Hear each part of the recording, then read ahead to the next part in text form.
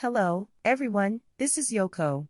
In this channel, I will share information in English about events happening in China that might not be widely known in other countries. I've gathered information from various sources, so I'd appreciate your comments on the video content. If you enjoy the content, please consider subscribing to the channel and providing your support. Now, let's start with a familiar topic. I'd like to briefly introduce a story related to Lanzhou ramen, which I talked about the other day. Currently, businesses in China attempting to sell in the high-end market are facing challenges. These ventures initially entered the market with higher pricing than regular ramen, backed by significant capital. However, many of these establishments are now on the verge of closure, indicating that their strategy might not be successful. In China, Lanzhou ramen has become a national dish. It is highly popular, and you can find Lanzhou ramen shops everywhere, similar to the situation with ramen shops in Japan. For example, in Japan, there are ramen chain stores like Guizhou no Osho, but they might not be present everywhere due to regional variations. Lanzhou ramen has a significant presence in China, and major capital entered the ramen industry with the aim of establishing a brand within this popular dish.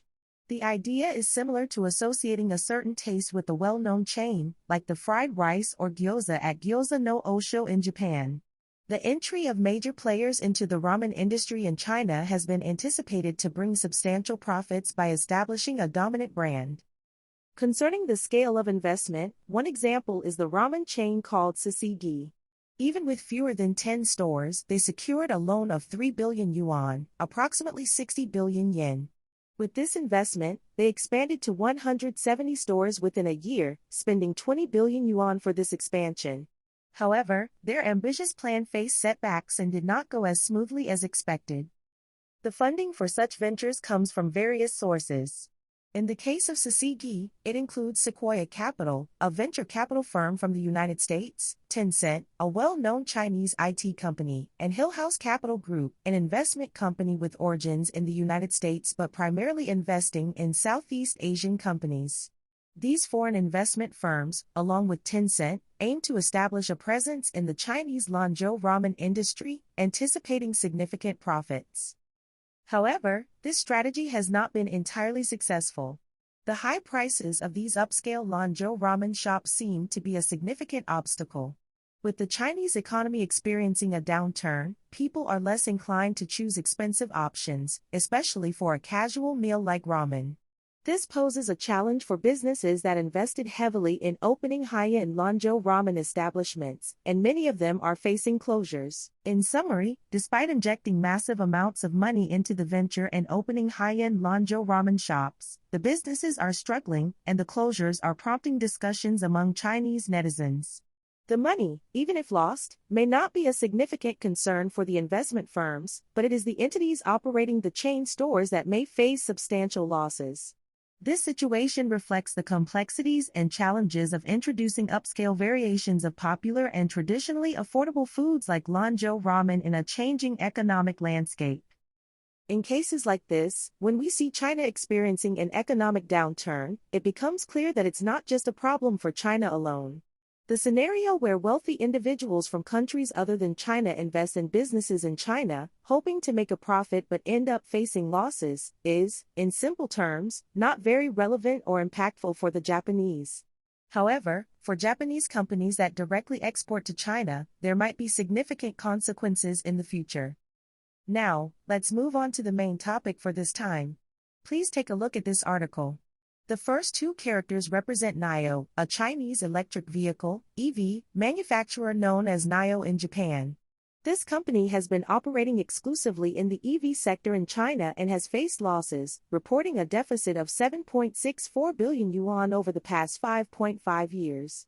Additionally, their sales ranking has dropped to fourth place, prompting them to implement a 10% workforce reduction, leading to the anticipated layoff of 2,600 employees. NIO originally started as a web-based company providing automotive information and transition into manufacturing in 2014. At that time, there was no brand name like NIO, but they launched the NIO brand 2 years later in 2016. 2 years after that, in 2018, they went public in New York, raising funds in the United States.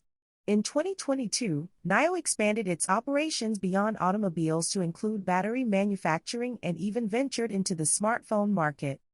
One distinctive feature of NIO is its battery swapping system, addressing the inconvenience of long charging times associated with electric vehicles.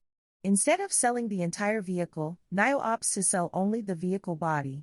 This unique approach allows them to offer the vehicle at a lower price initially. However, users incur charges each time they swap the battery. This business model is akin to selling printers cheaply and making profits through expensive ink replacements. While this innovative idea appears interesting, it imposes a significant burden on NIO as an automaker. Unlike traditional automakers that only need to sell cars, NIO must invest in creating a widespread battery swapping infrastructure. Without enough battery swapping stations, NIO's customers might face difficulties swapping or have to endure long queues. Therefore, NIO needs to increase the number of battery swapping stations to encourage consumers to buy their electric vehicles. In February of this year, NIO announced plans to install battery swapping stations in 1,000 locations across China, anticipating a continuous increase in the future. The investment required for such facilities is enormous, and whether it is truly feasible is another matter. However, not addressing this could potentially hinder the sales of NIO's electric vehicles. This is because substantial investment is needed, and if, hypothetically, all Chinese electric vehicles adopted the battery swapping method, it would be beneficial as the infrastructure for battery swapping could be shared. Conversely, if other automakers employ different charging methods, distinct charging infrastructures would be necessary for each vehicle, potentially resulting in significant inefficiencies. I still consider electric vehicles to be in the realm of emerging technologies. The battery swapping method indeed offers various advantages.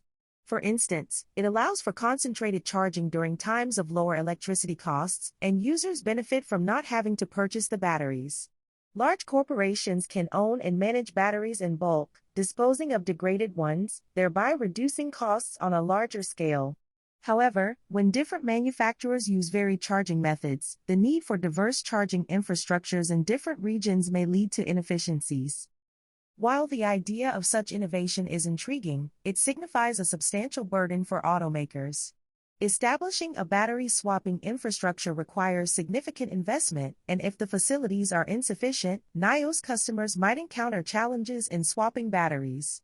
Therefore, NIO needs to increase the number of battery swapping stations to encourage consumers to purchase electric vehicles. In February 2022, NIO announced plans to install 1,000 battery swapping stations across China, anticipating future growth. That concludes our discussion for today. Until next time.